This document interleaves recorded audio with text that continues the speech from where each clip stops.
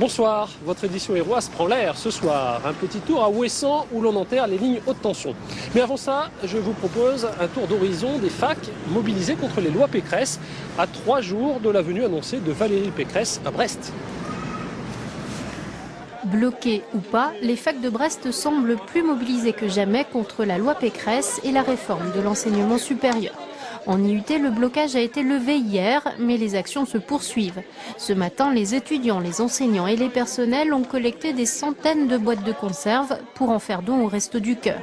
Une action symbolique pour faire parler d'eux et de la perte d'autonomie des IUT consécutive à la réforme. Jusqu'à maintenant, on avait une certaine maîtrise de notre budget. Nous pouvions disposer de nos ressources propres, que sont la taxe d'apprentissage et les ressources de formation continue. Et notre budget venait directement du ministère. Et à l'avenir, ça ne sera plus le cas. Donc tout passera par l'université.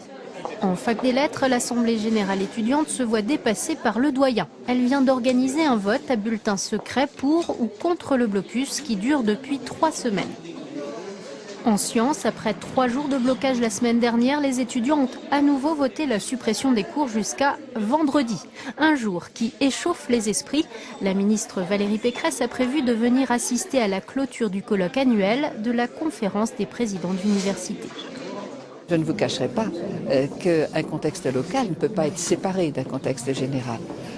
En tant que directrice, et j'ai pu l'exprimer, je dois dire que j'aurais trouvé pertinent que le colloque de la CPU puisse être non pas délocalisé, mais qu'il puisse se dérouler à une période moins chaude. Résultat du vote en lettres, la majorité s'est exprimée contre le blocus. Mais demain, l'Assemblée générale étudiante pourrait bien le revoter. La semaine s'annonce décidément chaude en fac à Brest. L'événement restera dans les mémoires des Ouessantins. Depuis plusieurs mois, ERDF, la filiale d'EDF chargée de la distribution de l'électricité, a commencé un vaste chantier d'enfouissement des lignes à haute tension sur l'île. Pylônes et transformateurs sont progressivement déposés. Une fois mis en marche, le réseau souterrain, plus fiable et plus facile à entretenir pour une raison évidente. La sensibilisation du réseau aérien aux foudres, enfin tout ce qui est lié aux conditions atmosphériques. En plus de l'usure, puisqu'on est dans un milieu marin. Plus esthétique aussi, comme dans le bourg de Lampol où depuis longtemps déjà, on a enterré les fils électriques du réseau basse tension. Ces jours-ci, le phare du Créache a lui aussi été débarrassé de ses poteaux disgracieux. Essayer de trouver des photos du phare du Créache par exemple, il y a une semaine et aujourd'hui c'est complètement différent. Puisqu'il y a toute cette série de poteaux, là, une trentaine à peu près qu'on a enlevé la semaine dernière, et ça change complètement le paysage. C'est magnifique.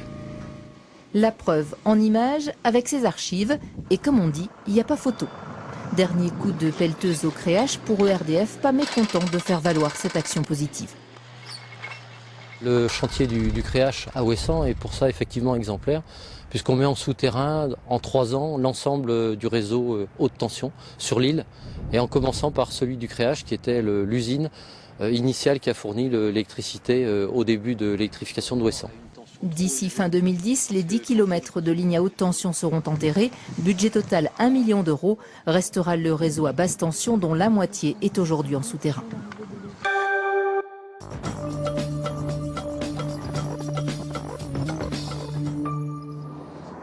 Notre série nous amène aujourd'hui vers l'un de ces métiers qui font rêver, celui de pilote d'hélicoptère. Les missions sont très variées. Exemple aujourd'hui, le sauvetage en mer. Donc on fait la visite en vol, la mise en route, embrayage sur 121.9, on décolle, on sort Alpha. C'est le plus jeune qui mène le briefing. Nicolas Colmeyer est pilote depuis 1 an à peine sur le Dauphin, hélicoptère de service public basé à Lanvéoc. Il doit encore s'exercer aux différentes manœuvres inhérentes à ses missions, comme le treuillage. Mer plate et ciel bleu, les conditions sont optimales.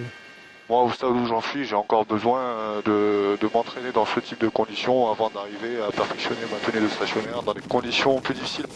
Un petit bâtiment de la marine prête son concours à l'exercice. L'objectif est de déposer un plongeur puis une civière sur la plage arrière.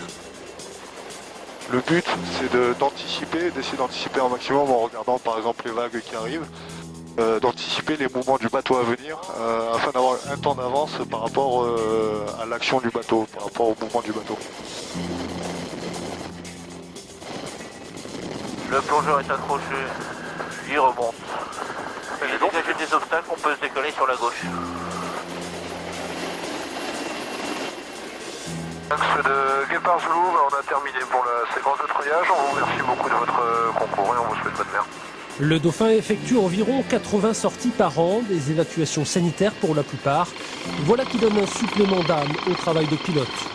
C'est super gratifiant quand on décolle, qu'on sait qu'on a un objectif opérationnel et vraiment utile derrière. Bon, je dis pas que les autres ne sont pas utiles, loin de là, au contraire, mais ça donne du concret. Voilà, on va dire que c'est du concret.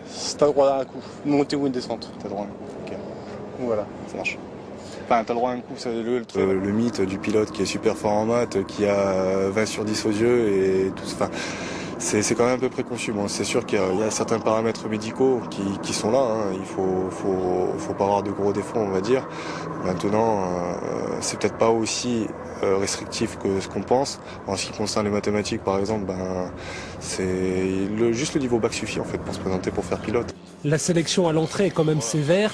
Les qualités humaines et notamment la motivation comptent beaucoup. Cette motivation dont fait preuve Nicolas Kohlmeier pour progresser et réussir plus tard des treuillages dans n'importe quelles conditions.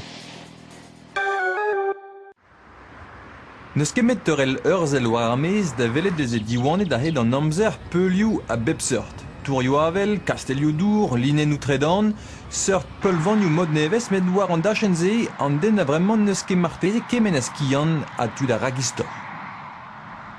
Ur menir veze ket lakaet forz plear. An dud neus bet lakaet a peulven en o vlas mate pe mil a so laken kene o forz plear.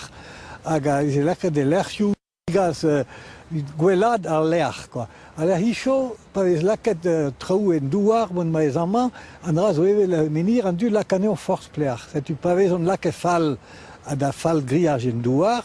Bezer helfe neuzer peulioù man kaout un nefet war yeret an dud pe a lonet. E pleiber da skouer oa be merzet penonz en em dager da oltrum mort pe kweze klan penou saout ur vez staliet un tour avel. An displegaden a helfe bea un nistor energi ez fall treuskaset gant an douar. An amzer an dra zo gustum bea evel da eus stress, hag a zo war a lonet dingal, setu gout a ze a dun da vea nervus d'un un daga, hag war a zo lez ne vo tud hag a gel no ie de leukocyte ma kerez ma mit a kemen traoù, an dud lar gomprenon ket da dron traoù war an tufal lo da lar neus karet yaoul war an inogen.